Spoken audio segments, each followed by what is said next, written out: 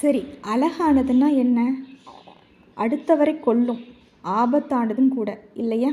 அனைவரையும் வசீகரிக்கும், அழகாக உடுத்தினால் அடுத்தவரும் அபகரிப்பர். ஆமாங்க, அதுக்கு அழகாக ட்ரெஸ் பண்ணிவிட்டு, அதாவது அதுக்கு குஞ்சமெல்லாம் கட்டுவாங்க தெரியுமா? அதை அழகுபடுத்தினா அடுத்தவரும் அபகரிப்பர், அதை தீண்டுவாங்க இல்லையா? எல்லாருமே அதை ஒரு தடவை விட்டு பார்க்கணுன்னு ஆசைப்படுவாங்க இல்லையா? அப்போது அதை தீண்டும் அபாயம் உண்டு. அது நேராகத்தாக செல்லும், அதாவது நேர்மையும் உண்மையும் உறைவிடம் அவங்க. ஆனால் அது இல்லாமல் வழி தவறினால் அது ஆபத்தில் முடிவடையும், அவங்களுக்கு கெட்ட பெயரை உருவாக்கும்.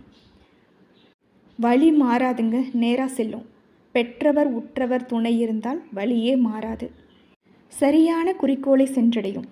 ஆமாங்க, படிப்பு, டான்ஸு, பாட்டு இந்த மாதிரி கலைகளில் அவங்கள ஈடுபாடு பண்ண வச்சிங்கன்னா கண்டிப்பாக அதில் சரியான குறிக்கோளை சென்று அடைவாங்க.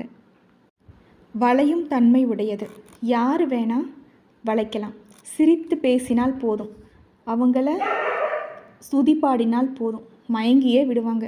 ஈஸியாக ஏமாத்திடலாம், சரியான ஈனாவானா. சிறு வில்லும் வளையும் இல்லையா? ஆனால் அதிகமாக வளைச்சிங்கன்னா உடைஞ்சே போயிடும். சரி, அப்படி உடைஞ்சாலும் அதிலிருந்து இன்னொரு வில்லை உருவாக்கலாம், குட்டியாக செய்யலாம். ஆனால் அதிலிருந்து ரொம்ப தூரம் அந்த அம்பால் எய்ய முடியாது, சரிதானே? பெரிய வில்லு போகிற டிஸ்டன்ஸை அந்த சின்ன வில்லில் போகிற அம்பால் போக முடியாது, சரிதானா? ஆமாங்க, இவங்களும் ஒரு காதல் போனால் அடுத்த காதல் அப்படின்னு அவங்க வாழ்க்கை முழுவதும் இருக்கும்.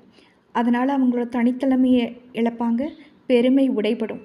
வழி மாறியதால் அந்த சின்ன வில்லால்